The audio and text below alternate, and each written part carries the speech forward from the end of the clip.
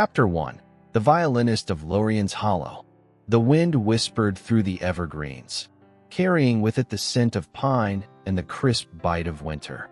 Snow fell in slow, deliberate spirals, blanketing the cobbled streets of Lorien's Hollow in a shimmering white hush.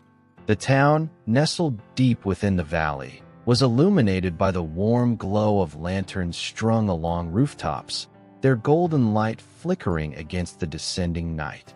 It was Christmas Eve, and as tradition dictated, the people of Lorien's Hollow gathered in the town square, wrapped in scarves and thick coats, waiting for the midnight performance. At the heart of it all stood Margot. She held her violin close, her fingers gliding over the polished wood as she tuned the strings with precision. The instrument was an extension of her soul, carrying the weight of memories that only she could hear. She exhaled, watching the vapor of her breath dissolve into the cold air, and lifted her gaze to the snowfall above. This was her ritual. Every year, on this very night, she played beneath the great clock tower, its hands forever marking the passage of time. But for Margot, time had lost its meaning long ago.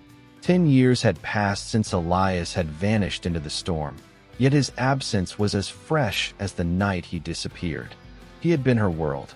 They had grown up together, two souls intertwined by music and laughter, by stolen moments in the quiet of dawn and whispered secrets in the dark. And then, one fateful Christmas Eve, he had walked into the snow and never returned. No footprints, no farewell, only an eerie silence that settled over Lorien's Hollow like a spell. The townsfolk had moved on, speaking of Elias in soft, sorrowful tones before life resumed its steady rhythm. But Margot had never accepted it, because in the stillness of winter, when the snow fell just right, she could almost hear him. The first notes of her violin cut through the silence, a haunting, melancholic melody that sent shivers through the gathered crowd. They listened with rapt attention, but Margot played for someone else. Her fingers danced across the strings, coaxing out a song that had once been theirs, Elias's favorite, a waltz of longing and sorrow. As she played, her eyes flickered toward the edge of the square, to the place where the shadows deepened beneath the lamplight. She did not know why she looked there, only that something within her compelled her to. It was foolish, she told herself. Every year, she searched for a ghost in the snow. Every year, she found nothing. But this time, a figure stood just beyond the lanterns, half shrouded in darkness. Margot's breath caught, and her bow stilled for the briefest of moments before she recovered. The silhouette was tall, unmistakably familiar, though blurred by the flurries that danced between them. Her heart pounded against her ribs as she strained to see, as if by sheer will, she could make the impossible real. The figure remained unmoving, watching. Her pulse quickened, and an ache she had buried for a decade surged through her like wildfire. She played on, her fingers trembling now, pouring every ounce of her yearning into the strings, willing the music to reach across the snow, across time itself. A gust of wind swept through the square, lifting the hood of the figure's cloak just enough for the lantern light to catch on dark, windswept hair. Margot nearly dropped her violin, because for the first time in 10 years, Elias stood in the snowfall, looking back at her. The last note quivered into silence, and the world, for a breathless moment, stood still. Chapter 2. The Man in the Snow. The world around Margot blurred, swallowed by the falling snow and the rapid pounding of her heart. Elias stood just beyond the lantern's glow, his figure wrapped in shadow, his face veiled by the drifting flurries. It wasn't possible. For 10 years, she had searched for him in every snowfall, in every whisper of winter's breath, only to be met with silence. But now he was there, standing just as he had the night he vanished. Unchanged, untouched by time. Her violin slipped from her shoulder, bow trembling in her grasp. The crowd murmured, their attention still fixated on her, waiting for the song to resume. But she could not play, not when her entire world had just unraveled before her eyes. The figure in the snow took a step forward, and Margot felt her breath catch. The lantern light flickered across his features, and for the first time, she saw his face clearly. Elias. His dark hair, tousled by the wind, fell just as it had before, unruly and windswept.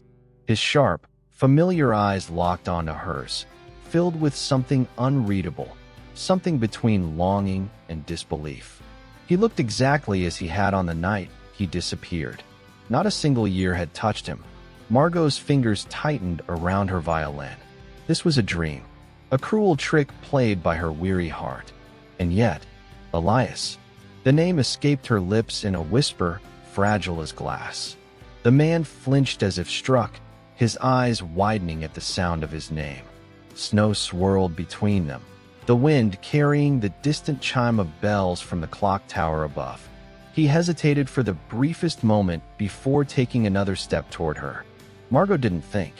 She moved.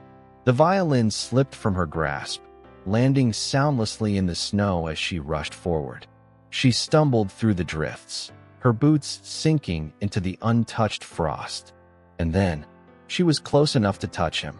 Her fingers hovered just inches from his chest, afraid to close the distance, afraid that if she did, he would dissolve into the night like a forgotten melody. "You're real," she whispered, her voice barely audible over the wind. Elias swallowed hard, his expression unreadable. "Margot." The sound of her name on his lips sent a tremor through her. It was him. The voice, the way he said it, everything. She reached out, fingertips grazing the fabric of his coat. He was solid, warm, alive. Tears burned her eyes. "Where have you been?" Elias exhaled sharply, his gaze flickering with something like pain. He opened his mouth, but no words came. He looked past her, toward the crowd still watching from the square, their murmurs growing louder. "Not here," he said, voice low. "Not now." Margot barely had time to process his words before he grasped her hand. His fingers were steady but urgent, his grip familiar in a way that made her heart twist. He led her away from the square, away from the lingering eyes, guiding her toward the narrow streets beyond. She should have hesitated, should have questioned, but she didn't, because Elias was here. And if she let go now, she might lose him all over again. The snow swallowed their footprints as they disappeared into the night, leaving behind only the echoes of a song unfinished. Chapter 3. A Love That Never Left. The streets of Lorien's Hollow stretched before them, silent beneath the heavy snowfall. Margot followed Elias without hesitation, her pulse a frantic rhythm against the hush of the night. His grip on her hand was firm, real, but so much about this moment felt like an illusion. Elias Montreux had vanished on a night just like this one, 10 years ago, and yet, he stood before her, unchanged by the years that had weighed so heavily upon her own shoulders. The town square faded into the distance, the murmurs of the gathered crowd swallowed by the whispering snow. The glow of the lanterns dimmed as they wound through the narrow streets, past shuttered windows and festooned garlands weighed down by frost. The town had always been beautiful in the winter, but tonight, it felt like something out of time, suspended between the past and present, just as she was. Finally, Elias slowed as they reached the edge of town, stopping beneath an old iron street lamp that flickered against the cold wind. Margot barely had time to catch her breath before he turned to face her. "Margot." He said her name as if he had been holding it on his tongue for a lifetime. Her chest tightened. So many things she had longed to say, to demand, to mourn, crashed through her all at once. But she didn't know where to start. Her fingers curled at her sides, breath misting between them. "Where were you?" she asked at last, her voice barely above a whisper. "What happened to you?" Elias's expression flickered with something she couldn't name. Relief, sorrow, hesitation all at once. He glanced away for a brief moment, snowflakes catching in his dark lashes before he spoke. "I don't know how to explain it," he admitted, his voice rougher than she remembered. "Not in a way that makes sense." Margot's brows furrowed. "Try." Elias exhaled, his breath forming clouds in the cold air. The last thing I remember was the storm, the way the snow swallowed everything whole. I thought I heard something. He stopped, as if the memory itself were too heavy. And then, I wasn't here anymore. A shiver ran through Margot, though it wasn't from the cold. What do you mean? You left. You walked into the blizzard, Elias. I searched for you. I waited. Everyone thought you were. Her throat tightened on the word she had never been able to say aloud. Dead. Elias finished for her, his gaze steady. I know. Margot swallowed hard, blinking away the sting of tears. She didn't want to cry. Not now. Not after finally seeing him again. But I wasn't, he continued. I was somewhere else. And I couldn't find my way back. Until tonight. Margot's pulse thrummed in her ears. The way he said it, the weight in his voice, it wasn't just an excuse. It was something more, something impossible. Where were you? She whispered. Elias shook his head. I don't know. Time felt different there. It wasn't like here. It wasn't real. He hesitated. But you were. Margot frowned. What? I heard your music, Elias said, his voice suddenly urgent, raw with something unspoken. Every year, every time you played, it was like a thread through the dark, pulling me back. But I couldn't reach you. He exhaled sharply, shaking his head as if the frustration of it still burned inside him. Until tonight. Until this snowfall. Margot's breath hitched. It was impossible. And yet, hadn't she always felt it too? That unshakable certainty that Elias wasn't truly gone? The way she had never been able to move on. How every year she returned to the square, playing the same song, searching the snowfall for a ghost? She stared at him, at the warmth of his breath curling against the cold, at the way the lantern light traced the familiar contours of his face. He was here, solid, real, and yet, impossibly, still a mystery. Her voice was barely audible when she asked, Are you back for good? Elias hesitated. I don't know. The answer sent a sharp pang through her chest, but before she could speak, the clock tower in the distance chimed, its midnight bells ringing across the town. Elias stiffened. His eyes darted upward, toward the sky, as if listening for something Margot could not hear. Then he whispered, It's starting again. Margot's heart lurched. What do you mean? But before he could answer, a gust of wind surged through the narrow streets, carrying with it a flurry so thick it blurred the world into nothingness. And just like that, Elias began to fade. Margot gasped, reaching for him, but her fingers passed through nothing but snow. Elias, she cried, her voice swallowed by the storm. His form flickered like a candle caught in the wind, his expression a desperate mixture of anguish and determination.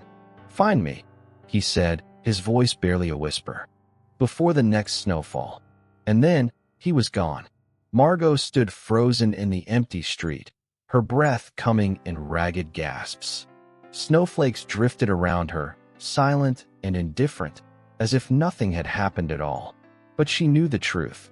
He had been here. And now, he was lost all over again. Chapter 4, Frozen in Time. Margot stood in the middle of the empty street, her breath forming shallow clouds against the cold. Snow swirled around her in slow, delicate spirals, as if time itself had exhaled in the aftermath of Elias's disappearance. Her fingers trembled at her sides, reaching out once more to the vacant space where he had been. But there was nothing. No warmth.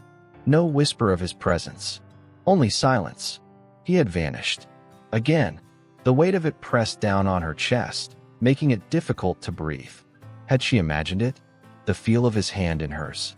The way his voice had carried through the night like a melody she had long forgotten? No. She knew what she had seen, what she had felt, and he had left her with a plea that clung to the edges of her mind like the ghost of a song. Find me before the next snowfall. Margot swallowed hard and turned on her heel, forcing her legs to move despite the numbness creeping through her limbs. She had to think, had to understand. The snow-covered streets of Lorien's Hollow stretched before her, a maze of forgotten time, but she barely noticed the path she took. The town felt both too vast and too small all at once, as if the night itself had folded in on her, trapping her in this impossible moment. She didn't stop walking until she reached the one place where the world had always made sense to her, the music hall. The grand wooden doors groaned as she pushed them open, stepping into the dimly lit space.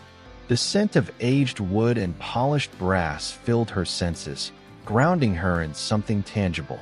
The town's concert hall had once been alive with music, filled with the hum of orchestras and the laughter of an audience lost in melody. But now, it was silent, abandoned except for the memories it held. The grand piano stood in the center of the stage, its ebony frame bathed in the glow of the lone chandelier that remained lit. Margot made her way to it slowly, her fingers tracing the cool surface. The last time she had played here, she had been 17. Elias had been in the front row, watching her as if she were the only thing in the world that mattered. And then, he had disappeared. Now, after all these years, she had seen him again. And she had lost him again. Her hands curled into fists atop the keys, frustration rising in her throat like a desperate plea. "Where are you?" she whispered into the quiet. The snow outside pressed against the windows, the wind howling through the cracks in the old building. It almost sounded like a voice. A whisper carried through the night, calling her name in a breath of frost. She turned sharply, heart hammering. The hall was empty, but the air had shifted. Something was different. And then she saw it. A single snowflake, resting on the surface of the piano. But it did not melt. Margot stared at it, a shiver running down her spine. She reached out hesitantly, her fingers hovering just above the crystalline shape. The moment her skin made contact, a sharp, electric pulse shot through her veins. A vision flooded her mind, a place she did not recognize. A vast, open expanse of ice stretching beneath a sky swirling with colors she had never seen before. And there, in the distance, stood a lone figure, barely visible through the shifting mist.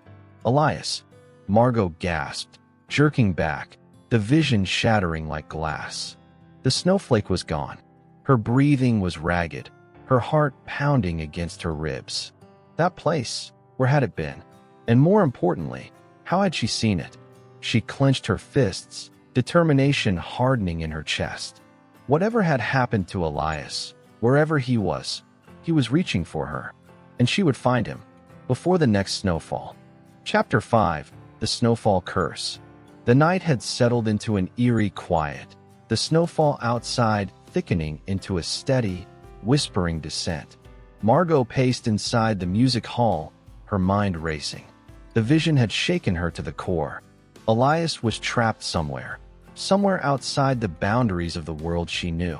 She pressed her hands against the grand piano's surface, as if seeking answers within its polished wood. The memory of Elias's last words to her, "Find me before the next snowfall," echoed in her mind, threading through her thoughts like a song she couldn't escape. But how? How could she find him when he had vanished into thin air? The air shifted around her, sudden and charged. The faintest sound of a violin's strings being plucked hummed through the silence. Margot turned sharply, her breath catching. The stage was empty, save for the instruments abandoned in their cases, yet she could swear she had heard something. Then, a gust of wind swept through the hall, though the doors remained shut. The chandelier above flickered, casting trembling shadows across the wooden stage. The cold deepened, creeping through Margot's coat, settling into her bones. And then she heard it. Her name. A whisper carried by the wind. "Margot." She spun around, heart pounding. "Elias." The name barely left her lips before the vision took hold again. The world around her fractured like shards of ice breaking apart, and suddenly, she wasn't standing in the music hall anymore. She was somewhere else. A frozen lake stretched out before her, its surface impossibly smooth, reflecting a sky that churned with streaks of silver and violet. The air was thick with a cold that didn't feel natural. It wasn't just winter's bite. but something older, something unearthly. And there, standing at the center of the lake, was Elias. Margot's breath caught in her throat. He looked exactly as he had on Christmas Eve, his dark hair dusted with frost, his eyes filled with something that was both longing and sorrow. He raised a hand toward her, but the moment her foot touched the lake's surface, the world rippled like water disturbed by a stone. A force yanked her backward, reality snapping into place around her like a closing door. Margot stumbled, gasping, and found herself back in the music hall. Her pulse thundered in her ears. What was happening to her? She braced herself against the piano, trying to steady her breath. That place, was it real? Had she seen Elias? Or had her grief and longing conjured an illusion too cruel to bear? No, it had been real. It had to be. Her fingers brushed the keys of the piano absently, pressing down a single note. The sound lingered, reverberating through the empty hall. And as it faded, she heard it again. The whisper, "Find me." Margot straightened, her resolve hardening like the ice in her vision. Elias was out there, trapped, waiting, and she would find him before the next snowfall. Chapter 6, A Town That Forgets. The cold was sharper that evening, cutting through Margot's coat as she stepped onto the snow-laden cobblestone streets of town. A dense fog curled through the alleys, swallowing the glow of lanterns and muffling the distant sound of a violin playing from someone's window. She pulled her scarf tighter, her heart still hammering from the vision at the music hall. Elias was trapped somewhere beyond her reach, and she was running out of time. The world around her felt subtly wrong, distorted at its edges, as though she stood on the verge of slipping between two realities. The memory of the frozen lake haunted her, the way Elias had reached for her, the way she had almost touched him before being ripped away, the way his voice had whispered to her in the music hall, "Find me." Her feet carried her instinctively to the one place that had always held remnants of him, the small bridge overlooking the frozen river. It was where they had first met, on a winter night much like this one, years ago, where Elias had first played his violin for her, his music slipping between the snowfall like threads of silver and gold, where they had once dreamed of a future that never came to be. As she reached the bridge, she hesitated. The river beneath was solid ice, smooth as glass, reflecting the dark expanse of the sky above. But when she took another step forward, something changed. The reflection was wrong. She should have seen only the moon's glow and the bare branches swaying in the wind. But instead, the river showed her something else. A different version of the town. Faint, like a mirage, she saw flickering lanterns, golden against the frost. The bridge was there, but it was not abandoned. Figures in old-fashioned coats and dresses walked its length, laughing and talking in hushed voices. And in the midst of them, her breath caught. Elias. He stood on the other side of the river, his dark coat dusted with snow, violin case in hand. He wasn't looking at her, not yet, but something in the way he stood, waiting, made her pulse quicken. Margot leaned over the railing, her fingers gripping the frozen iron. "Elias," she whispered. As if he had heard her across time itself, he turned. Their eyes met through the barrier of the frozen reflection. And in that moment, the world shifted. The wind howled, rattling the trees. The lantern lights flickered violently, as though resisting some unseen force. The reflection in the ice wavered, but Elias remained, his gaze locked onto hers, his lips parting as if to say something. Then the ice cracked, not beneath her, but in the reflection itself. The world within the river's surface fractured like a mirror shattering, and before Margot could call out to him, he was gone. Darkness swallowed the vision whole, leaving nothing but the cold, empty river beneath the bridge. Margot staggered backward, breathless. He had been there. She had seen him, and she was certain now more than ever. Elias wasn't just lost in time. He was reaching for her too, and somehow, she had to bring him back. Chapter 7, The Song of Winter's Past. The night deepened, the air growing heavier with the weight of something unseen. Margot's breath curled in front of her as she stood on the bridge, her mind still reeling from what she had just witnessed. The frozen reflection, the impossible glimpse of Elias beyond the barrier of time. It all felt like a dream slipping through her fingers. The world was silent around her, the snowfall hushed, as if the town itself was holding its breath. Then, in the stillness, she heard it, a whisper carried on the wind. Her name. Margot spun around, her heart hammering against her ribs. The streets behind her were empty, the distant glow of lanterns casting long shadows on the snow. But the whisper came again, softer this time, almost pleading. She stepped forward, drawn by something deeper than fear, deeper than reason. The sound guided her away from the bridge, leading her through the narrow streets of town. Snowflakes swirled in chaotic patterns, catching the moonlight as she moved, her boots leaving crisp imprints in the untouched drifts. Then she saw it, a trail of footprints appearing before her, one by one, forming a path in the snow. They were not hers. Margot hesitated. Every rational part of her told her to turn back, to return home, to shut out the impossible. But another part, the part that had felt Elias's presence, the part that had seen him reach for her through the ice, urged her forward. She followed. The footprints led her through winding alleys and past familiar places now shrouded in ghostly quiet. The bookstore where Elias had once teased her for her love of tragic romances. The cafe where they had spent hours dreaming of concerts in distant cities. Memories stirred with every step, pressing against the veil of time as if longing to resurface. Finally, the trail stopped in front of an old, abandoned chapel on the edge of town. Margot swallowed hard. The chapel had been closed for years, its wooden doors weathered and worn. Yet as she stepped closer, she realized something was different. The heavy iron lock, which should have been rusted shut, lay broken on the ground. The doors were slightly ajar, inviting her in. The whisper came again, this time from within. Margot pushed the door open. Inside, the air was thick with dust and the scent of aged wood.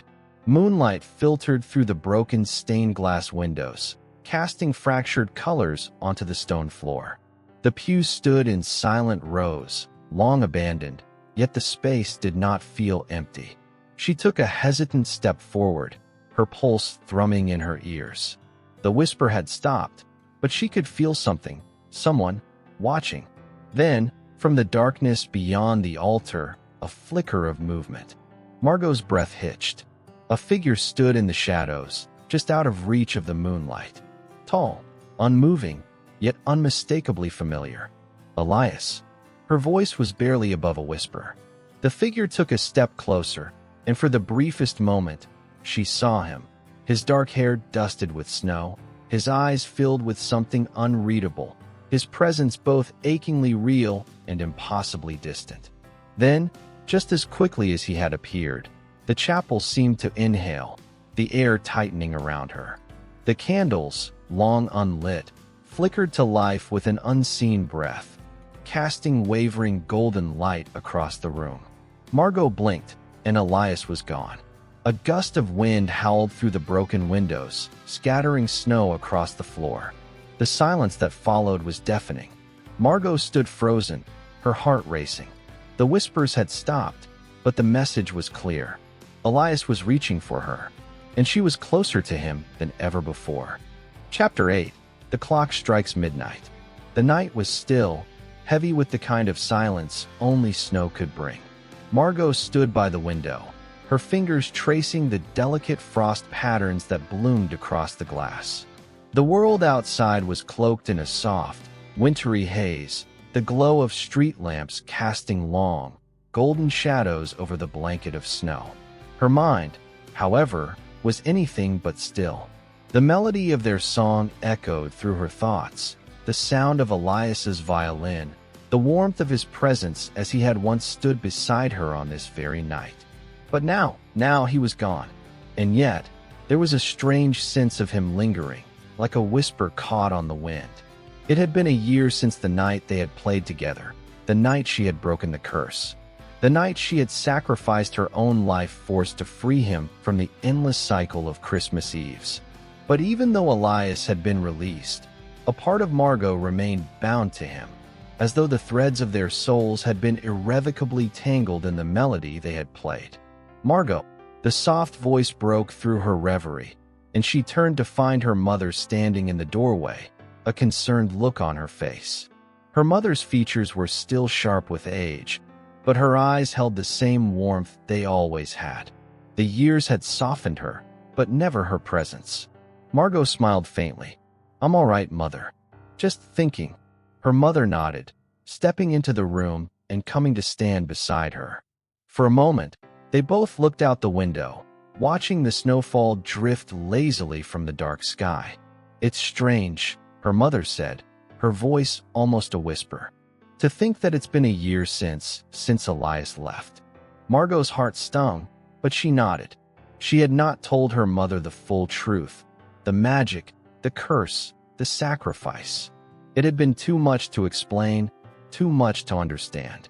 Instead, she had simply said that Elias was gone, that she had let go. Her mother had accepted it, but the unspoken grief lingered between them like a heavy, unsaid word. "I thought it would be easier," Margot confessed, her voice barely audible. Her mother glanced at her, her hand brushing against Margot's arm in a comforting gesture. "The heart doesn't follow time, my dear. It takes its own path, whether or not we understand it." Margot nodded again, though she wasn't sure she truly understood what her mother meant. The passage of time had never felt so strange before, so elusive. The memories of Elias, the way he had looked at her, the feel of his hand in hers, the warmth of their shared laughter, were both painfully distant and achingly close. The connection between them, though severed in the physical world, had somehow survived. She turned back to the window, her eyes drawn to a figure standing at the edge of the street, just beneath a lamppost. It was as if the world had stopped, holding its breath for a moment. Margot's heart skipped a beat. There, standing in the soft glow of the streetlight, was a figure she knew too well. Elias. Her breath caught in her throat, and her hands gripped the windowsill as if the weight of the moment might pull her from the room. But the figure didn't move. It stood there, still as the snow, its outline barely visible in the dim light. The snow fell harder now, blurring the edges of the world around him. For a long time, she simply stared, her mind struggling to process what she was seeing. She could feel the old ache of longing, the pull of something she couldn't quite explain. The feeling was all-consuming, like an invisible force that had once again wrapped itself around her heart. And then, with a sudden, shattering clarity, she realized that the figure wasn't real. Elias had left her. The curse had been broken. But the grief, the pain, the lingering sense of loss, it had never truly gone away. "Margot," her mother's voice again, gentle but firm. "Are you seeing something?" Margot blinked, and the image of Elias, if it had ever truly been him, faded into the swirling snow outside. She felt a strange emptiness settle in her chest, as if the world itself had shifted, and she was left standing in the midst of it, trying to understand what it all meant. She nodded slowly, her voice barely a whisper. "I thought I saw him." Her mother's hand rested on her shoulder, squeezing it lightly. "It's the past, my dear. It has a way of reaching us, even when we least expect it." Margot stared out at the snow once more, the weight of her mother's words sinking deep into her soul. The past was not something she could escape. It lingered, always there, like an echo that never quite faded away. And no matter how much she tried to move forward, the shadow of Elias remained, stretching across the years, reaching out to her. Chapter 9. The Violin's Secret. The town was quieter than usual, the snow falling like a blanket that muffled every sound. Margot walked along the cobblestone streets, her boots leaving deep impressions in the fresh powder. The Christmas lights twinkled softly, casting a warm glow on the buildings, but something about the scene felt distant, almost unreal. The festive cheer that usually filled the air seemed to have dulled, swallowed by the weight of the memories she carried. Her violin, tucked carefully under her arm, felt heavier than it should. She had played countless times over the past year, each note a reminder of what she had lost, of the life she had sacrificed. And yet, the music had become a lifeline, a thread connecting her to the past and the future she had yet to understand. She passed by the old chapel at the edge of town, its stone walls rising solemnly against the sky. It was there that she and Elias had first met, on a night much like this one. The memory was vivid in her mind, his eyes filled with wonder as he listened to her play, the way the snow had fallen in the same delicate pattern it did now, as though the world itself was conspiring to bring them together. But that night, like so many others, was a memory, untouchable, frozen in time. Margot paused for a moment, her breath visible in the cold air. She had returned here many times since that night, often standing at the edge of the chapel steps, staring into the empty space where Elias had once stood beside her. She wondered if he ever thought of her in the same way.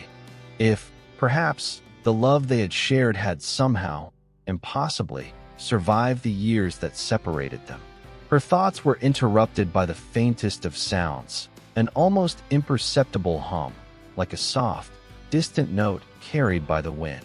She turned, instinctively reaching for her violin, though she wasn't sure why. It was as if the music had found her, calling to her, pulling her towards something she couldn't see. The sound was coming from the other side of the chapel, where the old oak tree stood, its gnarled branches reaching toward the sky like the fingers of a forgotten deity. The wind was still, but the air around the tree seemed to vibrate with something unseen. Margot's heart skipped a beat, and she took a step forward, unable to resist the pull of the melody. As she drew closer, the hum grew louder, more distinct. It wasn't a song she recognized, but it felt strangely familiar, like something she had once known. The air seemed to shimmer around her, and for a moment, she thought she saw a figure standing beneath the tree. Elias. Her breath caught in her throat. It couldn't be him, not truly.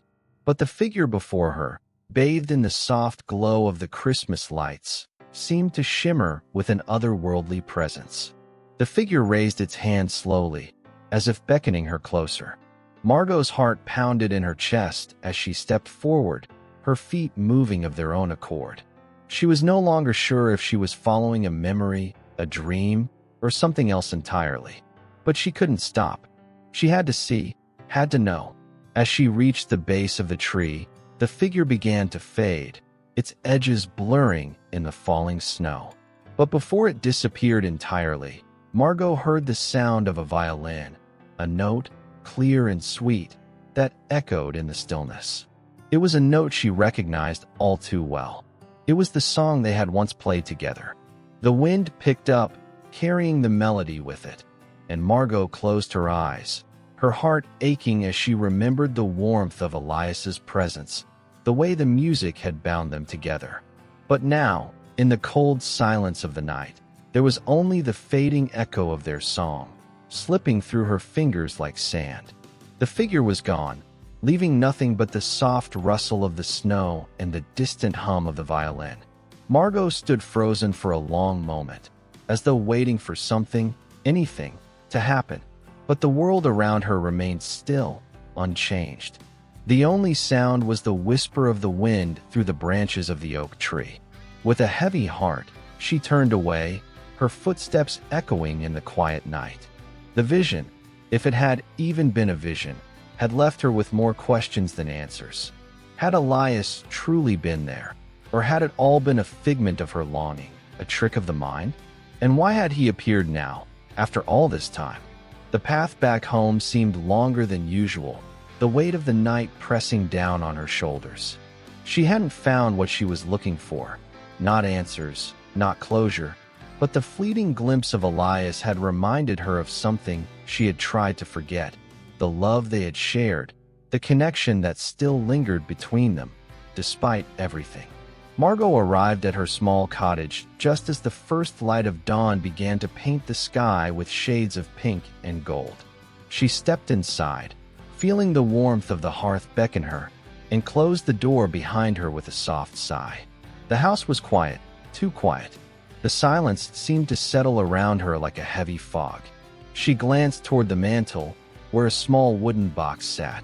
It had been there for as long as she could remember, tucked away among the family's heirlooms. She had never opened it, unsure of what it might contain, unsure if she was ready to face whatever lay inside. But now, in the quiet aftermath of her encounter with the figure under the tree, she felt an overwhelming urge to finally open the box. Perhaps, within it, there was something she needed to understand, some part of the past that she had yet to uncover. With trembling hands, she lifted the lid. Inside, she found a letter, faded, yellowed with age. It was addressed to her, though the handwriting was unfamiliar. As she read the first few lines, her heart stopped. It was a letter from Elias, written long before they had ever met. Chapter 10, A Promise Made in Snow. Margot's fingers trembled as she held the fragile letter in her hands, the delicate parchment almost translucent under the dim light of the fireplace. Her breath caught in her throat, her heart pounding as she traced the unfamiliar handwriting, feeling an undeniable pull toward the words that seemed to call to her from another time. The ink, though faded, was still legible, each letter crafted with a careful, almost reverent precision. As she read the opening lines, her mind spun, trying to comprehend what she was seeing. "Margot, my love." The words alone were enough to make her breath hitch. How could Elias have written this? The letter felt impossibly old, yet it was addressed to her. Her, here, in this very moment. Her hands shook as she continued to read. "I write this letter in the hope that you will someday find it, though I fear you may not understand. You may not even remember me when you do. But if fate is as it should be, you will come to me in time, and I will be waiting." The room seemed to grow colder, the warmth from the hearth dimming as Margot's mind raced. She had never received a letter from Elias, not in this life. She had known him only through their shared music, through the brief moments they had spent together. But this letter felt as though it belonged to another reality, one where their paths had crossed long before. She couldn't tear her eyes away from the page. "The curse that binds us is not something I can explain in simple words. It is not just time, nor is it just memory. It is something older, something deeper than either of us understands. But I know one thing for certain. Our hearts are tethered across all the years that separate us. And though I may not be able to see you now, Margot, I will be waiting. You must trust that." The letter went on, detailing things she couldn't fully understand, things that spoke of their connection, their love, and the mysterious forces that had bound them together. Each word felt like a thread, weaving her back into the fabric of something far greater than she could comprehend. "When the time comes, Margot, you will hear the song. It will call to you, and you will know what to do. You must break the curse. You must find me, for our love is the key." Her vision blurred as tears welled in her eyes. This letter, this message from Elias, it was everything she had feared and longed for all at once. It confirmed the truth of the strange, inexplicable connection between them, the feeling that something beyond time and space had always been pulling them together. But it also left her with more questions than answers. Why had Elias written this letter? How had he known that she would find it, let alone understand it? And what exactly was the curse that bound them, that seemed to defy logic and reason? Her fingers clenched around the paper, the edges crinkling as she fought to steady her racing thoughts. The fire crackled in the hearth, the flames dancing in a hypnotic rhythm, but Margot couldn't look away from the letter. The weight of its words, of its truth, settled heavily upon her chest, suffocating her with the enormity of the situation. The last line of the letter stood out, its ink smeared slightly, as though the writer had paused before finishing it. "Remember, Margot, you are not alone. I am with you always." Margot's breath hitched as she set the letter down gently on the small wooden table beside her. She sat back in her chair, her mind spinning with the implications of what she had just read. Her heart felt as though it were being torn in two, one part of her yearning for the answers that the letter promised, the other terrified of what those answers might reveal. The connection between her and Elias had never been simple, but this was something deeper, something that defied the natural order of things. It was as if their souls had been intertwined long before they had ever met, and now they were bound by forces far beyond their control. Margot stood up suddenly, the urgency of her thoughts pushing her forward. She couldn't sit still, not with all of this swirling in her mind. She needed to understand. She needed to know why this was happening, why their love had been trapped in a cycle that seemed impossible to break. The song Elias had mentioned in his letter, it had to be the key. But how? How was it connected to the curse? How could she possibly break something that seemed so unbreakable? She crossed the room in a daze, her mind whirling as she reached for her violin. The instrument felt familiar, yet distant, as though it had become a part of her that she had forgotten to acknowledge. She had played it so many times before, pouring her heart into the music, but now, it felt like something more, a bridge, a conduit, between her and Elias, between the past and the present. With trembling hands, she lifted the violin to her chin, her bow resting lightly against the strings. The familiar notes of their song began to flow from her fingers, soft at first, hesitant, but then growing louder, more confident, as the music filled the room. The melody echoed in her chest, reverberating through the air, and for a moment, Margot felt as though she were no longer alone. She felt his presence, warm and steady, as if Elias were standing beside her once more. And then, just as the last note lingered in the air, she heard it, a whisper, faint but clear, rising from the strings. The song was changing, shifting, becoming something more. It was no longer just a tune they had once shared. It was a message, a call, reaching out from beyond the veil of time. The air around her seemed to shimmer, the room shifting ever so slightly, as if the boundaries between the past and the present were blurring. Margot's heart raced as she played, each note pulling her deeper into the mystery that had begun to unravel before her. The song was guiding her, leading her somewhere, towards something she couldn't yet see. But she knew, deep in her soul, that the answers were coming. And with them, perhaps the chance to finally break the curse that had held her and Elias in its grip for so long. Chapter 11. The Whispering Snowflakes. Margot stood by the window, staring into the falling snow, her breath fogging the glass as her mind raced. The letter, still on the table beside her, seemed to pulse with an energy all its own, its words an echo she couldn't shake. The music from her violin, the melody they had once shared, now felt like a lifeline, pulling her towards something she couldn't yet understand. It had been hours since she had played, yet the tune lingered in the air, the soft hum of the strings still vibrating within her. She could almost hear Elias's voice again, though it was faint, like a whisper caught on the wind.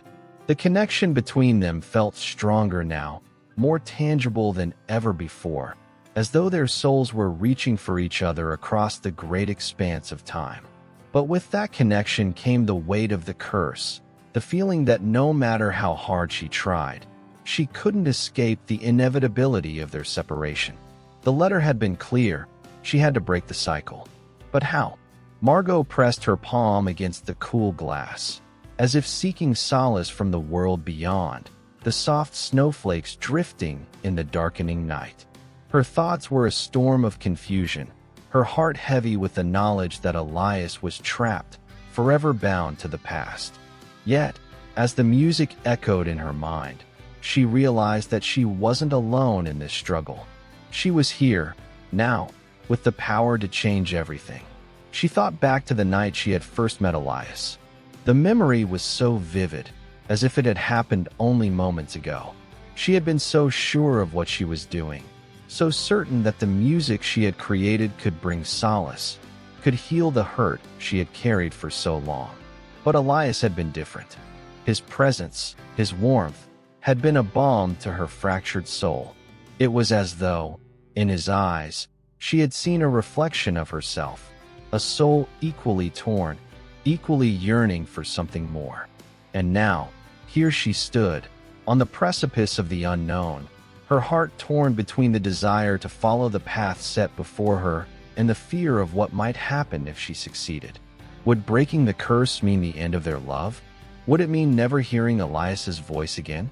The wind howled outside, shaking the window pane, as though urging her to make a choice. Margot closed her eyes, listening to the storm, letting it wash over her. She could feel the weight of time itself pressing down on her, the pressure of every passing second. "You're not alone," the letter had said. Margot whispered the words to herself, the reassurance grounding her, anchoring her in the moment. Elias had known. He had known that she would be here, standing at this crossroads, facing the impossible. He had known that the music, the song, was the key. The song. Margot's pulse quickened as the realization settled deep within her. She had been playing the wrong part of the song. The melody, beautiful as it was incomplete. She had played it backward, but she hadn't yet played it forward, in its entirety. The key to breaking the curse was not just in reversing the music, but in bringing it to its full, unbroken form. She turned away from the window, the snow now a blur of white beyond the glass. Her heart raced as she crossed the room, her hands shaking as she reached for her violin. The bow trembled in her grip as she placed it against the strings, the familiar weight of the instrument a comfort in her hands. This time, she would play it right, the way it was meant to be played. Her fingers hovered above the strings, and for a moment, she hesitated. It felt as though she were standing at the edge of a vast chasm, the unknown stretching out before her. But she couldn't stop now. She had come too far, and Elias was waiting for her. With a deep breath, Margot began to play. The first notes were soft, uncertain, as if the violin itself was hesitant to continue. But then, the music began to swell, the notes growing bolder, more confident, as if the song itself recognized its purpose. The melody filled the room, weaving through the air like a gentle breeze, carrying with it the echoes of memories long buried. As Margot played, the room around her seemed to shift. The walls faded, and the air grew thick with the warmth of something familiar. The song wrapped itself around her, its energy radiating from her fingertips, binding her to the very essence of time. She could hear Elias's voice again, faint but present, a soft murmur beneath the music. The sound of the violin filled every corner of the room, every space within her. It was as if the music itself was alive, pulsing with a power that was greater than anything she had ever felt. The melody was no longer just notes and rhythms. It was a language that spoke directly to her soul. And then, in the silence that followed the final note, Margot felt it. A shift, a crack in the air. The room seemed to breathe, and for the briefest moment, she felt herself transcend the boundaries of time.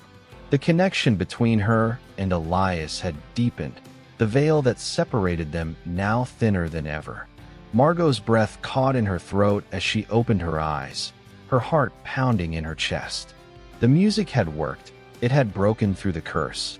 She could feel Elias, not just in the music, but in the very air around her. He was here, as real as the snow that continued to fall outside. The room was quiet now, save for the steady thrum of her heartbeat. She stood motionless, waiting, her fingers still on the violin. And then, in the distance, she heard it. A soft sound, a familiar sound. The door creaked open. Chapter 12, A Wish Etched in Ice. The door creaked open slowly, its hinges groaning as though reluctant to break the silence that had settled over the room. Margot's heart leaped in her chest. She had not expected this, not after the music had carried her so far into the unknown. She had thought she might be alone, lost in the aftermath of her performance. But now, standing at the threshold of the room, was a figure she knew all too well. Elias. He stood in the doorway, his silhouette framed by the soft glow of the hallway light. The snow outside had begun to fall in thicker flakes, the world beyond the house blanketed in white. But inside, there was warmth. The kind of warmth that had been missing for far too long. The kind that radiated from the presence of someone you loved. Margot's breath caught in her throat, her fingers still resting on the strings of her violin, though the music had long since stopped. She couldn't believe it. He was here, standing before her. Alive. Whole. His form, once trapped in the endless cycle of Christmas Eves, now seemed untethered to the past, as if time itself had unraveled in the wake of her music. Elias's eyes met hers, and for a moment, neither of them spoke. There was so much to say, but the weight of the moment hung between them, too heavy for words. The air between them was thick with emotion, longing, relief, and a kind of bittersweet joy that neither of them had anticipated. Margot. Elias whispered her name, his voice low and full of wonder, as though he couldn't quite believe it either. He took a step forward, his gaze never leaving hers. I thought I'd never see you again. Margot felt a tear slip down her cheek, though she wasn't sure when it had started. Her heart felt as if it might burst from the intensity of the moment. The curse had broken, the loop had ended, and Elias was free.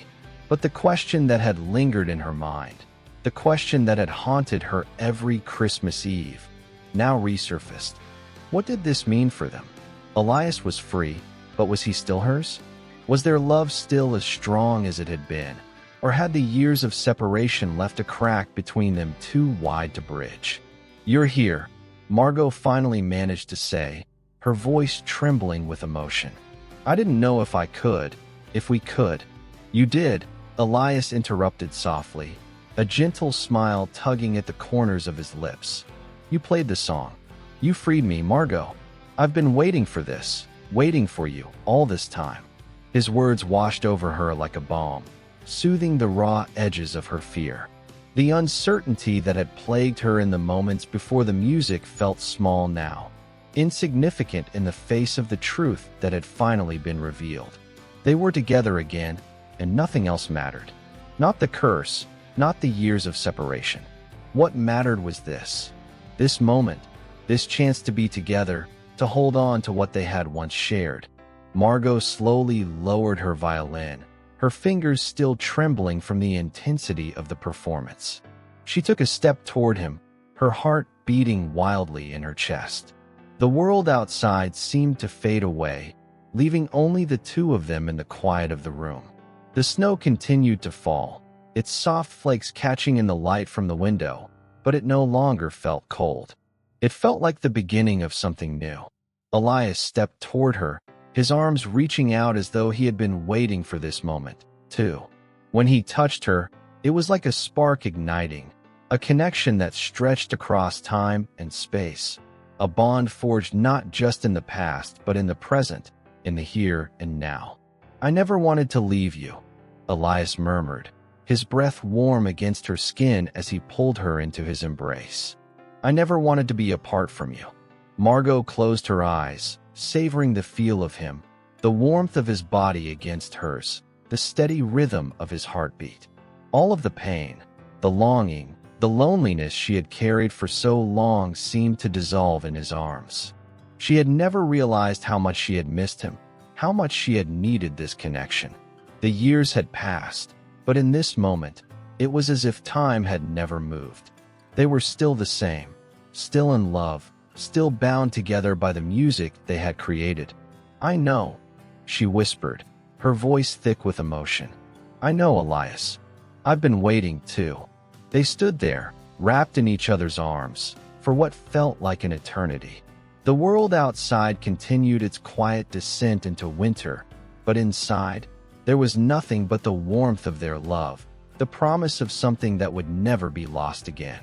Eventually, Elias pulled away slightly, his hands cupping her face as he gazed down at her with a tenderness that made her heart swell. Margot, he said softly, his voice filled with a kind of reverence. What happens now? We're free. We've broken the curse. But what comes next for us? Margot looked up at him, her heart full of 100 different emotions. She could feel the weight of the question, the uncertainty of the future pressing in on them both. But for the first time, it didn't feel like something to fear. Whatever came next, they would face it together. We start over, she said simply, her voice steady. We start fresh, Elias. Together. No more loops. No more waiting. Just us. Elias smiled, a slow, radiant smile that made her heart skip a beat. I like the sound of that, he said softly. And in that moment, Margot knew that no matter what the future held, they had each other. The curse was broken, the past was behind them, and the future stretched out before them, endless and full of possibilities. They had been given a second chance, and this time they wouldn't waste it. The snow outside continued to fall, a blanket of white that covered the world in quiet stillness. But inside, there was warmth. And for the first time in a long time, Margot felt at peace. She wasn't alone anymore. Elias was here, with her, and that was all that mattered. Chapter 13, The Keeper of Lost Time. The snow continued to fall softly, as if the world was gently holding its breath, waiting for the dawn. Inside, the warmth of the room was comforting, the crackle of the fireplace casting flickering shadows against the walls. But despite the peace that had settled between them, Margot could feel the weight of something unspoken between her and Elias. It lingered in the quiet spaces, like a memory just out of reach. She had thought that breaking the curse would bring clarity, that the haunting uncertainty would dissolve into something simple, something beautiful. And yet, now that Elias was here, truly here, Margot found herself confronting something she hadn't anticipated: the past. It wasn't the curse she had broken. It wasn't the time loops or the endless Christmas Eves. It was the long years they had spent apart, the memories of a love that had once been so vibrant, so full of life, now tainted by time and distance. The echoes of their past love still reverberated in the air between them, a faint reminder of what had been and what could never fully return. Elias had been trapped, bound by the curse, but she, too, had been trapped in the memory of him, in the music that had once brought them together. The violin had been her solace, her constant companion, but it had also been a prison, reminding her of what she had lost. And now, as they stood together, free from the curse, Margot realized just how much of herself had been lost in the process. She glanced at Elias, who was sitting on the edge of the couch, watching her with an unreadable expression. His presence was still a miracle to her, something she had dared not hope for. Yet now that he was here, she couldn't shake the feeling that there was more to unravel, more to understand, more to heal. Elias, Margot said quietly, breaking the silence. Her voice seemed too small, too fragile in the face of the emotions swirling within her. We're here. We're free. But there's so much we haven't said, so much we haven't done, so much I don't understand. Elias's gaze softened, and he stood up, crossing the room to her side. He reached out, taking her hand in his touch warm and familiar, grounding her in the present. I know, he said gently. There's a lot we need to figure out, but we don't have to do it all at once. We have time now, Margot. She met his gaze, searching his eyes for the same certainty that he spoke of, but all she saw was the same vulnerability she felt. The past was not easily erased. It had shaped them, both individually and together, and though the curse had broken, its shadow still loomed over them. Do you ever wonder if we've changed too much? Margot asked softly. We've spent so long apart, and the years have left their marks on us, Elias. I don't know if I'm the same person I was when you left. Elias's expression grew tender, and he gently cupped her cheek, his thumb brushing across her skin in a gesture so familiar it felt like coming home. You are still the same person, Margot. You always will be.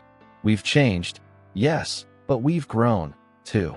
We've both carried our own burdens, but they don't have to define us. What matters is that we're here now, together." His words, though comforting, did little to ease the storm inside her. She had waited so long for this moment, for this reunion, but now that it was here, she couldn't escape the nagging feeling that they were still standing on the edge of something unknown. The past had shaped them into who they were, but the future, what they would become together, was still a mystery. "I'm scared," she admitted, her voice barely above a whisper. "Scared that we're too broken to fix. That the years have taken something from us that we can never get back." Elias didn't answer right away. Instead, he pulled her close, enveloping her in the warmth of his embrace. "Margot," he whispered against her hair, his voice low and steady. "We don't need to fix anything. We just need to be. We don't need to go back to what we were. We can move forward together in whatever way feels right." For a long time, they simply stood there, wrapped in each other's arms, as the world outside continued its quiet descent into winter. The fire in the hearth crackled, its warmth providing a small comfort against the chill that lingered in the air. But inside, there was something else, a warmth that was deeper, more lasting, something that no amount of time could diminish. Margot pulled away slightly, her hands still resting against his chest. She looked up at him, her eyes searching his face for any hint of doubt, but all she saw was the same devotion that had always been there, even when he had been trapped in the cycle of time. "I don't know what the future holds," she said, her voice steady now, the fear beginning to fade. "But I know I don't want to face it without you." Elias smiled, the kind of smile that made her heart skip a beat. "Then we'll face it together," he said, his voice filled with quiet conviction. "No matter what comes." Margot nodded, feeling a sense of peace settle over her. The past, with all its pain and uncertainty, would always be a part of them, but it no longer had to define their future. They had been given a second chance, a rare gift, and she was determined to make the most of it. For the first time in years, she allowed herself to believe that the future wasn't something to fear. It was something to be embraced, something to build together. And as the snow continued to fall outside, Margot and Elias stood side by side, their hands intertwined, ready to step forward into the unknown, knowing that they no longer had to face it alone. Chapter 14. A Love Stronger Than Time. The days after the night of their reunion unfolded with a quiet kind of magic, like the delicate snowfall that blanketed the town outside. Margot and Elias spent their time together, exploring what it meant to have each other again. And yet, there was still an unspoken understanding that something deeper needed to be addressed. The violin rested against the corner of the room, untouched for now, but it was impossible for Margot to ignore it. The sound of its strings had once been the very heartbeat of her life, the music that had carried her through grief and longing. Now, it seemed to be waiting, almost expectantly, as if it too were holding its breath, waiting for the right moment to play again. Elias had not pushed her to play. He knew better. They both needed time. Time to come to terms with everything that had happened and everything that still felt uncertain between them. The curse was broken, but the past was not so easily erased. The music that had once connected them, that had been their bridge across time and space, still hovered between them like a fragile thread, too precious to snap, but too delicate to pull too tightly. One afternoon, as they sat by the window, watching the snowflakes drift down in soft swirls, Margot felt the urge to speak. It had been building in her, an unease that had settled into her chest ever since they had returned. She knew Elias felt it too, though he had not voiced it. There was something more, something they hadn't yet confronted, and it was time to face it. "Elias," she said, her voice barely a whisper against the quiet of the room. "We can't keep running from what's happened. Not forever." He turned toward her, his expression gentle, but his eyes held a hint of concern, as if he already knew where this was heading. He didn't interrupt. He only nodded, silently urging her to continue. "I know we've been given a second chance," she continued, her fingers nervously tracing the edge of the windowsill. "But I need to understand. I need to understand what we're supposed to do with it. We've been living in this, in between, both of us, for so long. I don't know how to just pick up where we left off." Elias's eyes softened with understanding. He moved closer, sitting beside her, his hand brushing hers in a quiet, comforting gesture. "Margot," he began, his voice steady, but laced with an emotion she had come to recognize as his own brand of vulnerability. "I don't expect us to just pick up where we left off. I know it's not that simple. We've both changed. We've both had to endure things I never wanted for you. But what matters now is that we have the chance to create something new, something different, together." Her gaze met his, and for the first time in a long while, she felt a spark of hope. It wasn't the kind of hope that came with perfect clarity, but the kind that came with the uncertainty of a new beginning, a beginning that was not determined by the past, but by what they chose to build in the present. "I've been so afraid," Margot admitted, her voice quivering slightly. "Afraid of losing you again. Afraid that if we try to move forward, something will come along and tear us apart. The curse was cruel enough, but the thought of losing you again, it's something I can't bear." Elias placed his hand on her shoulder, his touch warm and reassuring. "Margot, I'm here.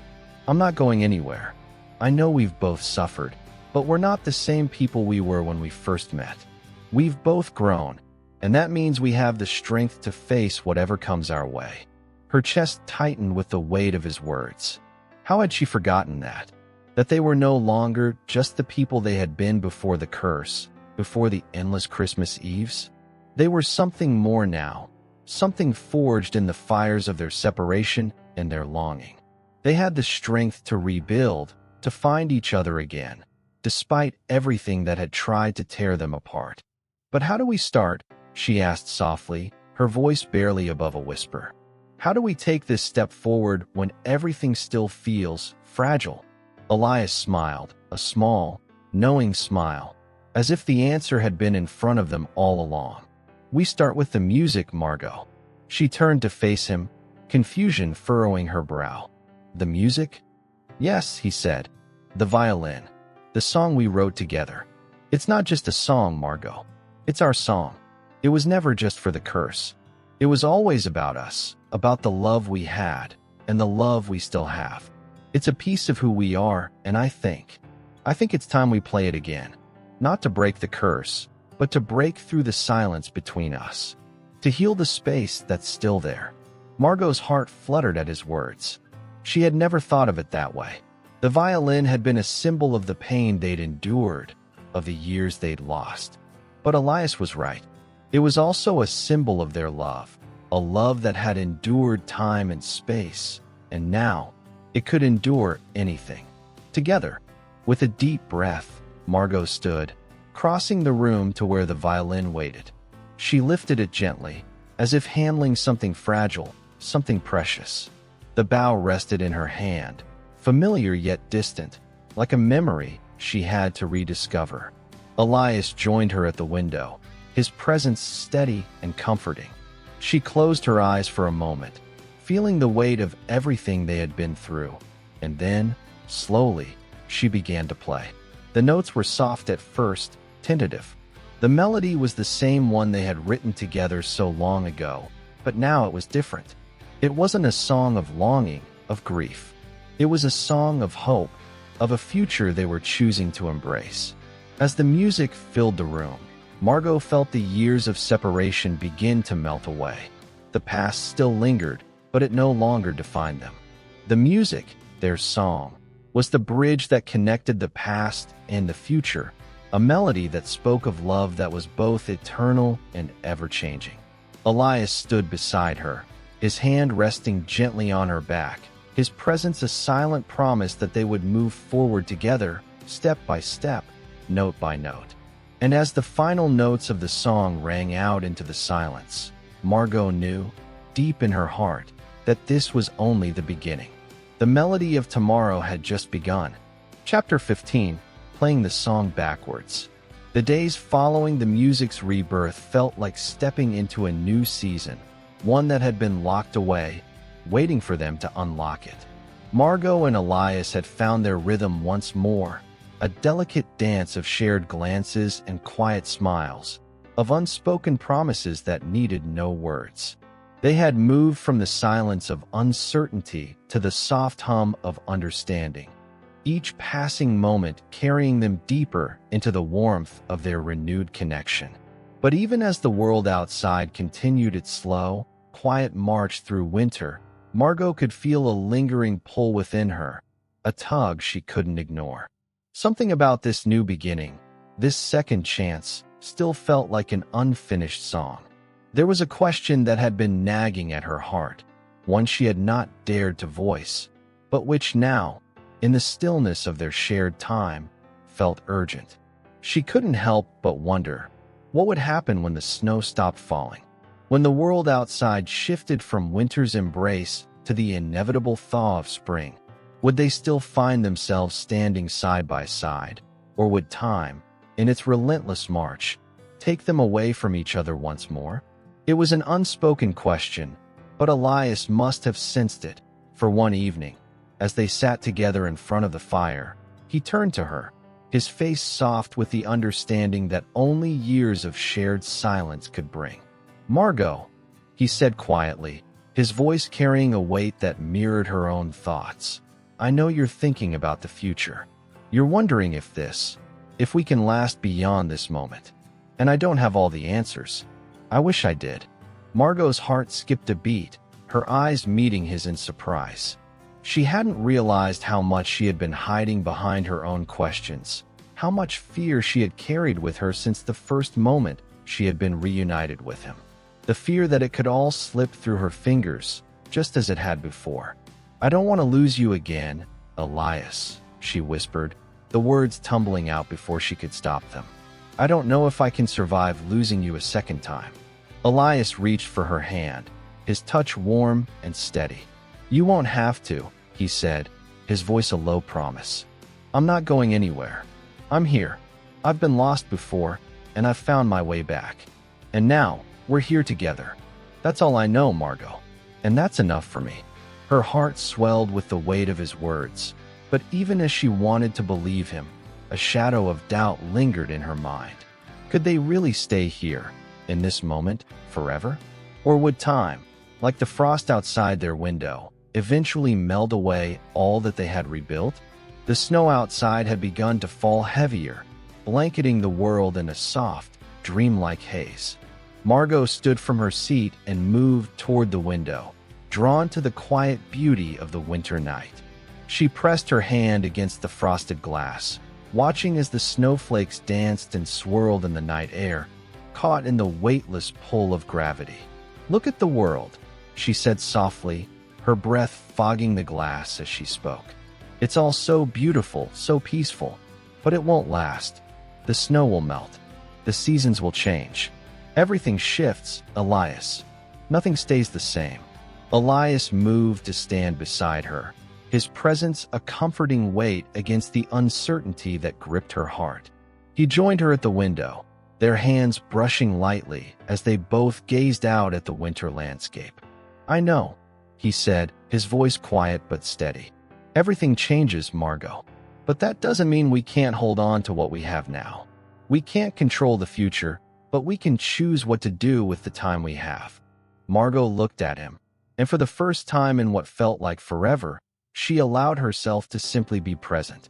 No thoughts of the past, no fears of the future, just the here and now, and the man beside her who had somehow found his way back into her life.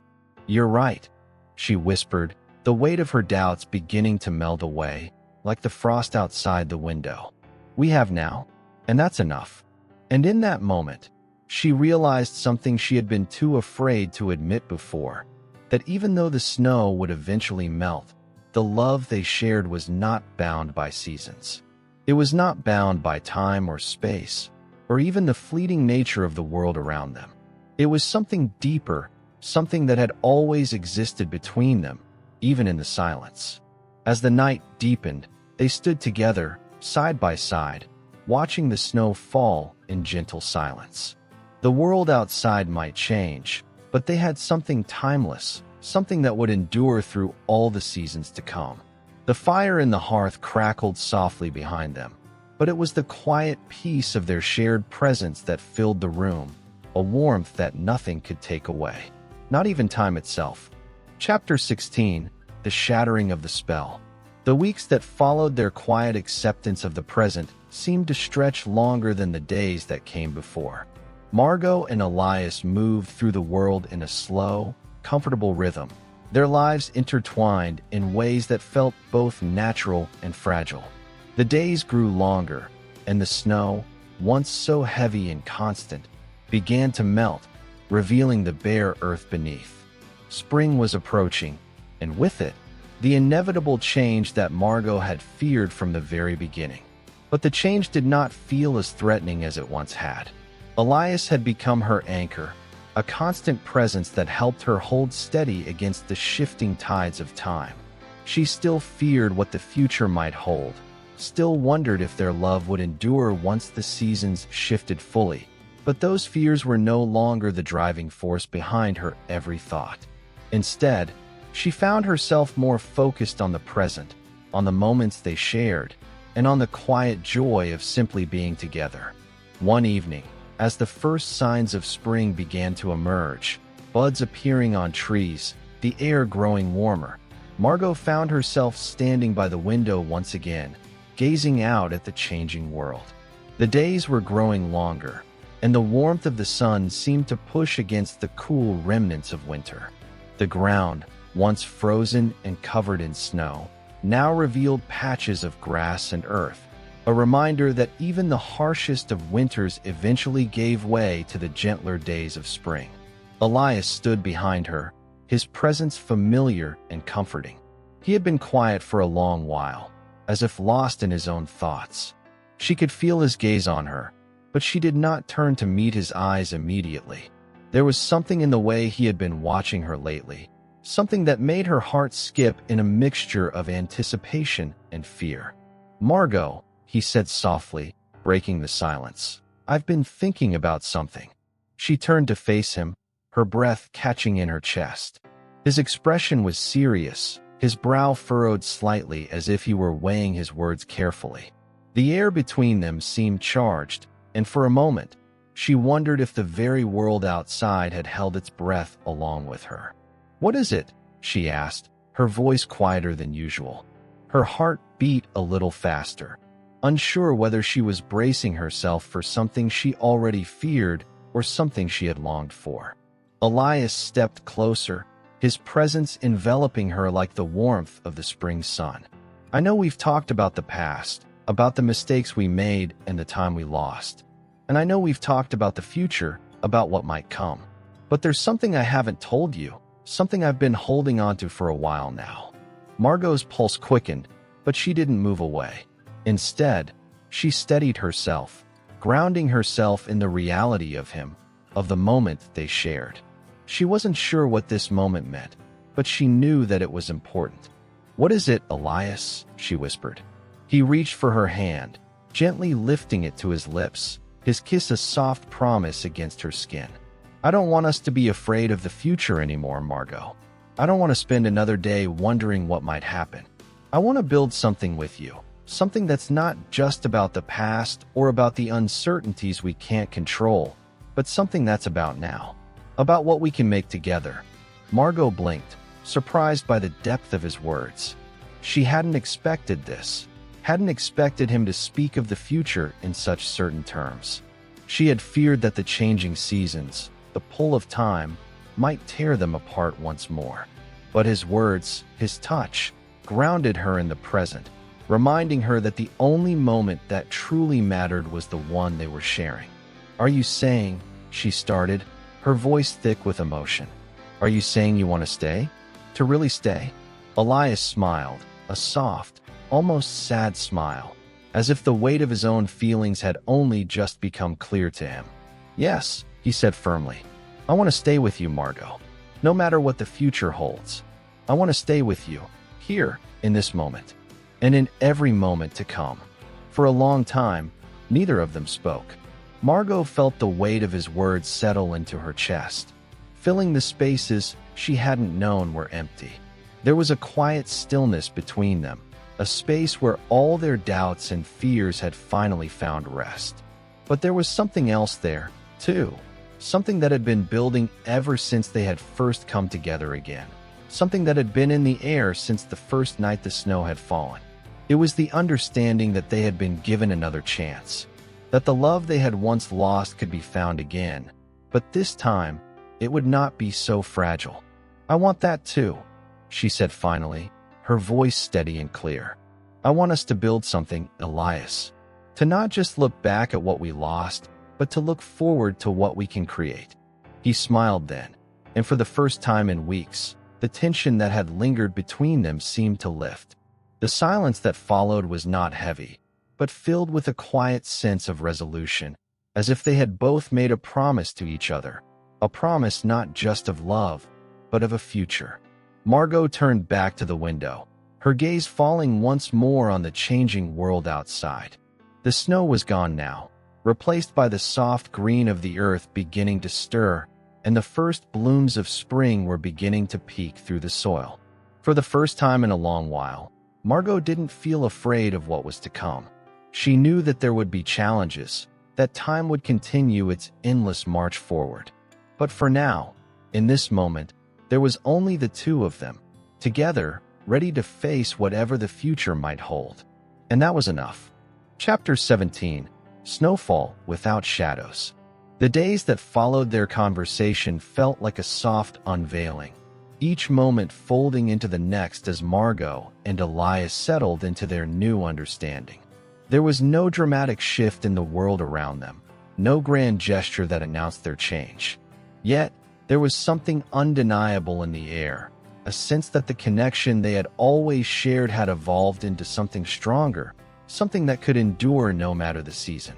The evenings were still cool, and the first faint stirrings of spring were felt in the warming breeze. The world outside was quiet but hopeful, as though the earth itself was holding its breath in anticipation of the inevitable shift. But in the quiet corners of their home, things felt different. There was peace now, a deeper peace than Margot had ever known, as if the weight of the past had finally been lifted, leaving only the presence of the man who had been her lost love. Margot found herself thinking about time more than she had before. It had always been a constant source of anxiety, whether it was the years they had lost, the years she had wasted, or the fleeting moments she feared would slip away. But Elias had shown her something new, the beauty of the present moment. The past no longer seemed like a series of missed opportunities, and the future no longer felt like an insurmountable mountain. It was as if, for the first time in her life, she could truly breathe. They spent their days together in a quiet rhythm. Elias had begun helping her with her violin playing again, guiding her through old pieces they had once played together, and composing new melodies that seemed to fill the spaces between their words. His presence was like an anchor for her, steadying her when she felt herself adrift in the world's uncertainties. And for the first time, she felt that she was no longer trapped by the past. The music they created together became their language, each note a thread that wove them closer. Yet, there were moments, fleeting moments, but moments nonetheless, when Margot couldn't help but feel the sharp tug of the inevitable. She had always known that their time together was limited, that the curse which had trapped Elias in a cycle of endless Christmas Eves had not been fully broken. But it was in those quiet moments, when Elias's gaze softened with the weight of unspoken truths, that Margot allowed herself to imagine a different life. A life where he could stay, where they could truly be free from the forces that had torn them apart. One evening, as the last remnants of winter clung to the edges of the world, they sat in the small living room of their home. Margot was playing the violin, her fingers gliding effortlessly over the strings as she played a soft melody that had become their song. Elias sat beside her, watching her with a kind of reverence that always made her heart swell. The music filled the room, and for a while, it seemed as though the world outside didn't exist at all. As the final notes of the song faded, Margot set the violin aside and turned to him, her heart heavy with the weight of the question she had been afraid to ask. "Elias," she began, her voice soft, "do you ever think about what happens when the time comes? When the curse ends?" He hesitated, his gaze flicking away for a moment, as though searching for the right words. Margot could see the conflict in his eyes, the deep pull of his own fears, and the weight of the truth he hadn't shared with her. "I do," he said quietly, his voice steady but laden with an undertone of sorrow. "Every day, I've thought about it more than I care to admit. I know what it means for us, for me. But Margot, I want you to know that the time we've had together, this moment, it's enough. Whatever happens, I've already lived a lifetime with you." Margot's heart clenched. She wanted to ask more, to press him further, but she could see the pain in his eyes, and she knew that he was trying to protect her from something he didn't want her to carry with her. Instead, she reached for his hand, her touch gentle but firm, as if she could offer him the strength he needed. "I don't want to lose you again," she whispered, her voice trembling. "You won't," he promised, his voice firm but tender. "We may not have control over what happens, but I'll never leave you." "Not truly." She nodded, though a part of her wasn't sure whether she believed him. But in that moment, as they sat in the quiet room, the warmth of their shared space surrounding them, Margot realized that she didn't need to have all the answers. She didn't need to know exactly what the future would bring. She only needed to trust that they had this moment. And that, she decided, was enough. The following days brought with them a feeling of quiet anticipation. The snow that had once blanketed the world was nearly gone now, and the first signs of spring began to appear in the form of green shoots pushing through the thawing ground. The trees, once bare and cold, now showed the faintest hints of buds, promising the new growth that was to come. And yet, even in the midst of this change, Margot couldn't shake the feeling that time was slipping through her fingers, like the very snow that had once held Elias to her side. She couldn't escape the knowledge that their time together, this fragile, beautiful time, was nearing its end. One evening, as the sky began to darken, Elias stood beside her at the window, his hand resting lightly on her shoulder. The evening was cool, the scent of rain mingling with the earthiness of the air. "It's almost time, isn't it?" Margot asked, her voice barely a whisper. Elias didn't respond immediately, his eyes focused on the darkening horizon. When he finally spoke, his voice was soft, tinged with a sadness she had come to recognize as a part of him. "It is," he said, "but that doesn't mean it's the end." Margot turned to him, searching his eyes for the truth behind his words. There was a quiet certainty in them, something that told her that no matter what happened, he would find a way to stay with her, if not in body, then in some other way, beyond the limits of time itself. And in that moment, as the last vestiges of winter melted away and the first whispers of spring arrived, Margot made a silent promise to herself. She would cherish every moment they had, no matter how fleeting, and she would never take for granted the gift of having him by her side. Because no matter how this chapter of their lives ended, she knew that their love would outlast the seasons, and that was a love worth fighting for. Chapter 18, A Song Without a Name. As the days slipped into a haze of gentle snow and budding hope, Margot couldn't ignore the truth that weighed heavily on her heart. The air was changing. The delicate chill of winter was beginning to soften, as though it too was preparing to yield to spring. But Margot felt it in the air.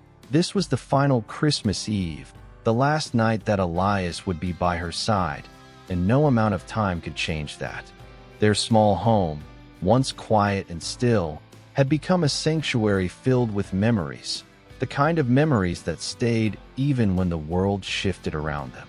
Every inch of the space seemed filled with their shared laughter, the soft strains of violin music, and the quiet moments that had come to define their life together in this brief, fleeting time. But there was an underlying tension, a pull towards something inevitable, something that could no longer be avoided. Tonight, the final night of his return, was a night Margot had both feared and longed for. It was a paradox, the night that would both break her heart and grant her the closure she needed. The curse, she knew, could not be broken beyond this. The years lost to the time loop could never be recaptured. This night would be the end, and yet, in the same breath, it was the beginning of something new, something she couldn't yet define but knew, deep down, that she would have to face. The clock in the corner of the room ticked with the rhythmic precision of time that would not bend to their desires. The air felt charged, like the moment before a storm broke. Margot sat by the window, her hands folded in her lap as she watched the snow fall outside. It was a still, heavy snowfall, the kind that seemed to blanket the world in silence, where every flake was a whisper of the past, an echo of what had been and what would never be again. Elias entered quietly, as he always did, his presence like a warm glow in the coldness of the evening. His eyes met hers with a quiet understanding, a silent communication that had grown between them over these years. There was no need for words, not yet. His gaze, though full of love, carried the sadness of one who knew that time could not be denied, no matter how strong the heart was. "I can feel it, you know," he said softly, his voice almost lost in the quiet of the room. "This night is different from all the others. I can feel the weight of it in my chest. The last one, Margot.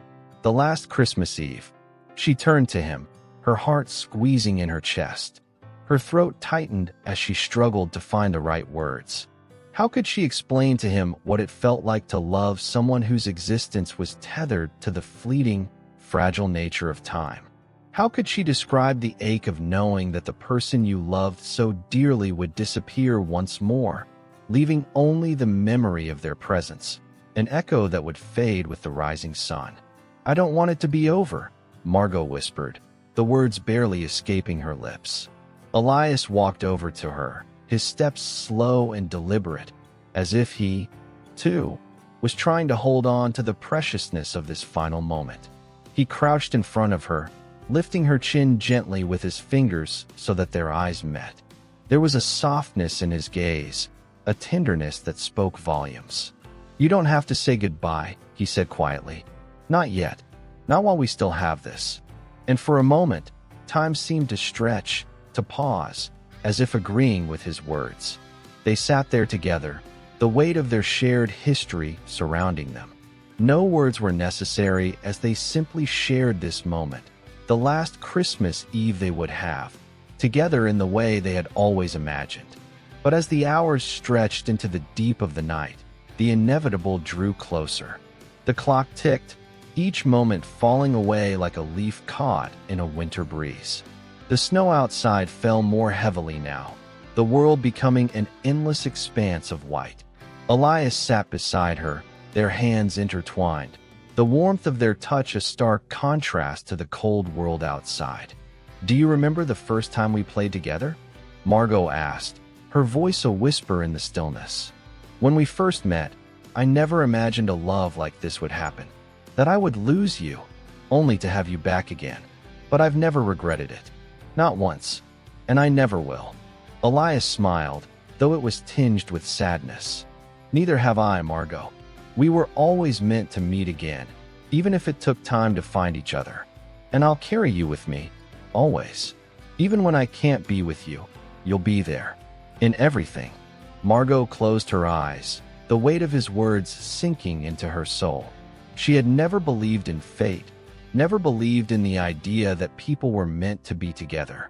But with Elias, she had come to understand that some things, no matter how fleeting, were meant to be. Their love, though brief, had been a beautiful thing, a thing worth everything, even the pain that would come with saying goodbye. As midnight drew closer, Margot felt a strange calm settle over her. This night would be different from the others. It wouldn't be filled with the desperate hope that Elias would somehow remain with her forever. This time, she would accept the truth. His time in this world, with her, had come to an end. And as much as it hurt, she would let him go. For the first time, She understood that love was not about holding on, but about allowing the other person to be free, even if that meant letting go. And so, as the clock struck midnight, Margot did not cry out in desperation. She did not plead with the universe to keep him with her. Instead, she pressed her forehead to his, their lips brushing in a final, gentle kiss. A kiss that held all the love they had shared and all the love they would carry with them, no matter the distance between them. When the kiss broke, she whispered softly, "I'll always love you, Elias. No matter where you go, I'll be with you." He smiled, the sadness in his eyes deepening, but there was peace in it, too. "I know, Margot, and I'll always be with you, in the music we created, in the love we shared. No time can erase that." The room grew quiet, and in the stillness, Elias's form began to shimmer, to fade, like a dream slipping through her fingers. But as he disappeared into the midnight air, his voice lingered in her mind, a promise that would live on forever. "Until next time, Margot. Until next Christmas Eve." And just like that, he was gone. Chapter 19, The Last Christmas Eve. The days after that final Christmas Eve were not as Margot had imagined. She had prepared herself for the emptiness, for the quiet that would inevitably follow Elias's departure. But nothing could have prepared her for the overwhelming sense of peace that settled over her, as if the universe, in its infinite wisdom, had woven something more profound into her soul. In the days that followed, Margot found herself waking to a stillness she had never known. The house was quiet, the echoes of Elias's presence lingering like the faintest perfume in the air. She had expected to feel lost, to be consumed by grief, but what filled her heart instead was an unexpected warmth, a warmth that radiated from within, not from any external source. Margot had spent years thinking of Elias as her lost love, the one who would return to her once a year, as if in some cosmic loop of destiny. She had never questioned the fleeting nature of their time together, never dared to wonder what it would feel like to let him go for good. But now she knew. Letting go hadn't been as painful as she had thought it would be. In fact, it had brought with it a quiet sense of relief, of release. She walked through the house one morning, her fingers trailing over the familiar surfaces, the old violin case that had once been their shared bond, the worn piano keys that had so often accompanied their moments of connection. Everything was the same, and yet it was different. There was an absence, yes, but there was also something more profound, the sense of a new beginning, a clean slate on which she could rewrite her story, one without the constant ache of waiting for Elias's return. But even as Margot embraced this new piece, she knew that something deeper had been unlocked. The music, the passion, the love, they were all still there. And they would always be there, in her heart, in the melodies she played, in the notes that resonated from her violin as if speaking the language of her soul. As she sat by the window, watching the world outside dusted in a fresh layer of snow, she reflected on what Elias had said to her in those final moments. The idea that love could transcend time, that it didn't need to be confined to the physical world. It was a concept she hadn't fully grasped until now, when she found herself standing on the precipice of a new chapter, one that was hers to shape. The first snowfall after Elias's departure had come gently, almost as if the earth itself was giving her permission to grieve and heal. Margot had watched the snowflakes drift from the sky, each one unique, delicate, and fleeting. They reminded her of Elias, the way his presence, though brief, had been beautiful and transformative, like a snowflake that would never be replicated. And yet, the snowflakes continued to fall, unceasing, as if the earth was telling her that even though some things came and went, life itself was always moving forward, always changing. It was during one of these quiet mornings that Margot found herself standing before the piano once more. The keys called to her, as they always had, but this time, there was a different energy in the air. She could hear Elias's voice in her mind, as if he was still there with her, encouraging her to play the music that had always bound them together. But this time, the melody was her own, and the song she played was one of healing, of letting go and moving forward. As the first notes filled the room, something magical happened. The air around her seemed to shimmer with energy, as if the music itself had unlocked something within her. The notes flowed effortlessly, each one connecting to the next in a seamless stream of sound. And in that moment, Margot realized that Elias had given her the greatest gift of all, the freedom to live, to love, and to create on her own terms. For so long, she had been waiting for the moment when Elias would return, when the curse would be broken, and their love would be restored. But now she understood. The curse had never been about time or the years lost in the loop. It had always been about the need to release, to let go, and to trust in the beauty of life, even in its fleeting moments. Margot played until the sun began to set, her heart full, her soul at peace. The music filled the house, wrapping around her like a comforting embrace, and in that moment, she knew that she was ready for whatever came next. As the days passed, Margot began to find new ways to channel her grief and her joy into something meaningful. She started teaching music to the children in the village, sharing the lessons she had learned from Elias and from the music they had created together. She began composing her own pieces, each one a reflection of the love and loss she had experienced. And slowly, the emptiness that had once felt so suffocating began to fade, replaced by a sense of purpose, a sense that the love she had shared with Elias had been a stepping stone, not the final destination. Margot's life began to shift in ways she had never imagined. The people around her, the ones who had once been strangers, now felt like family.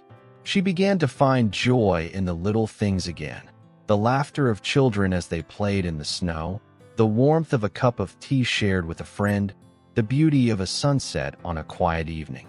She realized that life, in all its fleeting moments, was a gift to be cherished, not something to be mourned when it was gone. And one evening, as Margot sat by the fire, playing a new piece she had composed, she felt a warmth in her chest, a warmth that had nothing to do with the fire burning before her.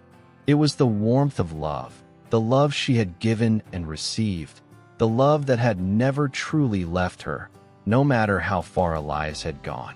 It was then that she understood love wasn't bound by time or space. It didn't need to be confined to a single lifetime, a single moment, or even a single person. Love was eternal, like the music that had always been a part of her, like the snowflakes that fell each winter, always different, always the same. Margot smiled softly, her heart full. She knew that Elias was still with her, in the music, in the snow, in the memories they had shared. And though their time together had been brief, it had been enough.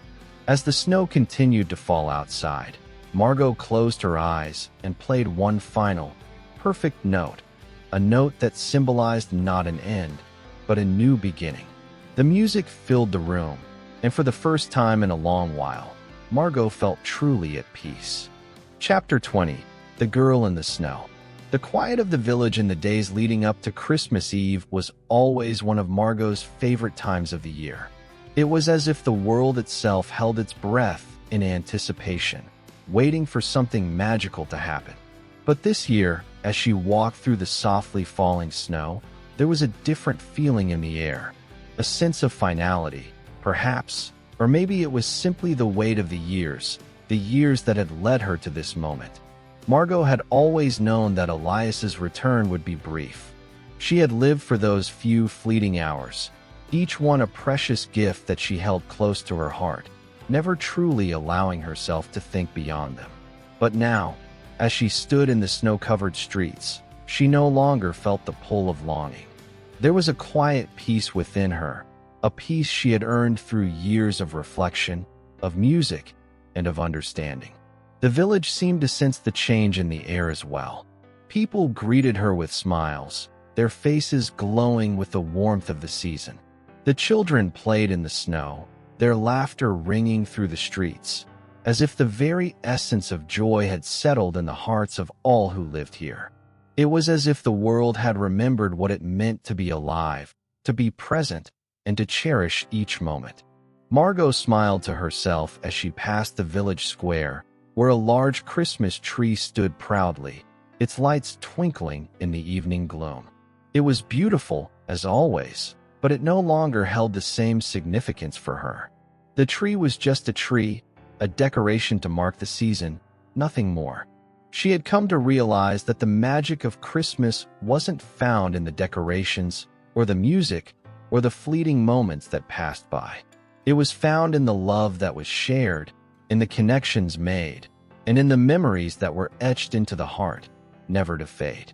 As the evening wore on, Margot found herself walking toward the familiar hill at the edge of the village, the hill where she had first met Elias all those years ago. She had returned here every year since, to stand in the spot where their love had been born, to hold on to the memories of their time together. But this year, as she stood there in the quiet of the night, she felt something new. The hill was no longer a place of longing, a place to wait for Elias's return. It was simply a place, a part of the landscape, a part of her past. The moon hung low in the sky, casting a soft, silvery light over the snow-covered earth. The world was still, and for a moment, Margot closed her eyes and breathed in the crisp winter air. She could hear the faint rustling of the trees in the distance, the whisper of the wind through the branches. It was as if the earth itself was speaking to her, urging her to let go, to move forward, to embrace the life that awaited her. And then, she felt it, a familiar sensation, a presence that seemed to surround her. At first, she thought it was the wind, or the snowflakes that had begun to fall more heavily around her, but then she heard it. The faintest sound, like the strum of a violin. The melody was soft, haunting, and beautiful. It was their song. Margot's heart skipped a beat as the music filled the air around her, wrapping her in its familiar warmth. She opened her eyes, and for a moment, she thought she saw Elias standing before her, his face illuminated by the glow of the moon. But as quickly as the image appeared, it vanished, leaving only the faint echo of the music behind. The snow continued to fall, and Margot stood there, her heart full of emotion. She knew now, more than ever, that Elias was not gone. His love, their love, would always be with her. It wasn't bound by time or by the cycles of the seasons. It was a love that transcended everything, one that would remain with her, in her music, in her memories, in the very essence of who she was. Margot let out a soft sigh, a smile tugging at the corners of her lips. She had spent so many years waiting for Elias to return, for the curse to be broken, for the impossible to happen. But now she understood. There was no curse. There was only life. Life to be lived, love to be shared, and moments to be cherished. The snowflakes swirled around her, the music still lingering in the air, and for the first time in years, Margot felt truly at peace. She closed her eyes once more, allowing the music to wash over her, to fill her heart with warmth and love. The world was still, but she knew that it was moving forward, as it always did. When she opened her eyes again, the village lay before her, bathed in the soft light of the moon. The Christmas lights twinkled in the distance, the sound of laughter still carried on the wind. And in the quiet of that moment, Margot knew that the magic of Christmas was not something that could be touched or grasped. It was something that lived inside of her, inside everyone who had ever loved and lost and loved again. And as the final snowflakes fell from the sky, Margot stepped forward, her heart full, her soul at peace. She had come to the end of one chapter, but a new one was waiting for her, one that would be filled with love, music, and the endless possibilities of the future. Elias would always be with her, in the music, in the snow, in the moments they had shared. And as the last snowflake kissed the earth, Margot knew that it was not the end, but the beginning of something new. With the final note of their song echoing in her heart, Margot turned toward the village, ready to embrace the life that lay ahead, knowing that Elias would always be a part of her in every step she took.